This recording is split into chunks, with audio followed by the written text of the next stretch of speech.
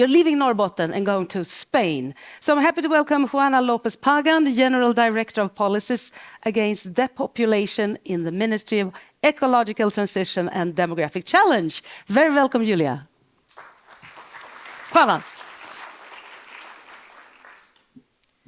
So good morning, and many thanks for the opportunity to speak at the beginning of this fantastic seminar, to share with you some reflection and ideas that we are doing for the government of Spain, and there are the basis for our priorities, goals, and legacy for the next Spanish presidency of the European Union. So many thanks. And first of all, of course, congratulations to the ESPON team, to the ESPON program, to the Norrbotten region, to the Lulea city, and of course, of the government of Switzerland. Thank you very much. You know that the gap between urban areas and rural territories or smallest municipalities is a reality that translates into a difference in rights and opportunities. Hence, the importance of the 2030 territorial agenda, which aims to generate a sustainable future for all places and people in Europe. The problem of depopulated territories have emerged as a public problem, a public issue in Spain in the last year. But it has not been since 2020 when we start a national public policy to fight against depopulation and the demographic challenge. The current government of Spain has launched this national public policy, and after 3 years in the charge, I have some conclusion to draw and to share with you. First, the fight against depopulation is the fight against inequalities between territories. Sectoral policies have produced territorial imbalance.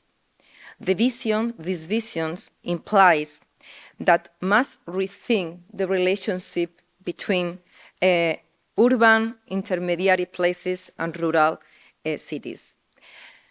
The current model of governance, of concentration of people, service, investment is unsustainable and is not fair. And this is the conclusion. The demographic challenge is a democratic challenge, whose approach must be put in the center the rights and the opportunities for the people that live in places that doesn't matter. We need a national and European comprehensive perspective, and the deployment of this policy against the demographic challenge must be carried out in a framework of multi-level and multi-actor partnerships.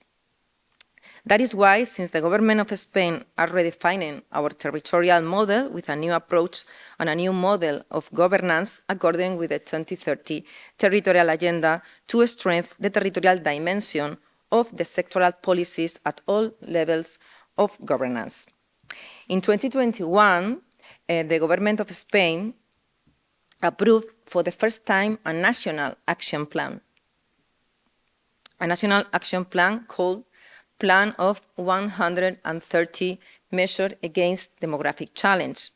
But this is a plan that has a very high budgetary commitment for more than 13 million euros.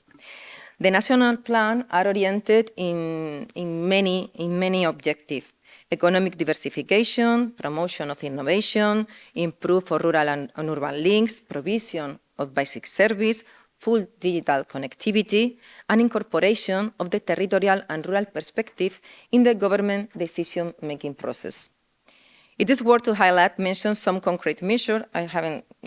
We haven't time to extend all the initiatives that we are working in the Spanish government, but you can see in the map, the investment in all the territory and with the different measures that we are launched in the last 3 years.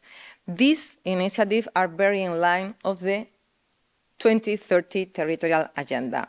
Fund for Cohesion and Territorial Transformation, call for grants for local and innovative projects, a creation and network of territorial innovation at provincial level, or the attraction of young talent to the territories as a nice program that called Campo Rural, the new integrated data data systems, or a new law which includes the rural proofing mechanisms. All these initiatives have been and are the result of amazing work with the other levels of the government in Spain, the regional and the local government in Spain. But it's true that remains a long way, and many public action must be implemented in Spain and in Europe to face this great challenge. And the territorial agenda must be one of the drivers of the new cohesion policy and the framework of the national policies. For that, I want to point out the relevance of the review of the Territorial Agenda 2030 to improve communication, effectiveness, and analysis to contribute to a stronger territorial dimension in the regulation for the European Union cohesion policy after 2027. The contribution of ESPON will be crucial, and this is one of the main priorities of the European Union Spanish Presidency: support that the Territorial Agenda 2030 will be a real tool, action-oriented, capable to influence policies on the ground, in concrete praxis and all scale, and identifying its added value in a new context with unknown trends and challenges and with an effective and good governance. We want that the next presidency of the European Union will be an opportunity to focus public efforts and advancing towards a society that guarantees something as essential as equal rights and opportunities throughout the European territory. The two principal objectives for the Spanish presidency are, first, a fair Europe, territorial justice.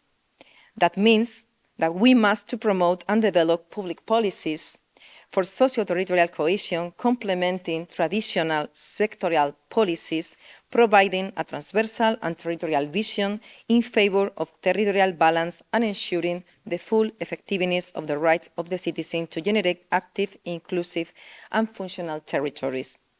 And the second one is the role of the intermediary cities that are the key nexus of social cohesion and equitable distribution of service and opportunities and rights. Finally, let me share briefly. In the middle of November, we have the pleasure to be the host to the ESPON week. I be very happy to be here, to be part of the ESPON family, to join with you this reflection, to learn about the colleagues of the Swedish presidents. Berker, thank you very much. Congratulations for your fantastic work on green industrialization with territorial perspective. Thank you very much. And it is a great honor for me to receive from the Swedish presidency the baton of the European Union presidency on behalf of the government of Spain. So thank you very much.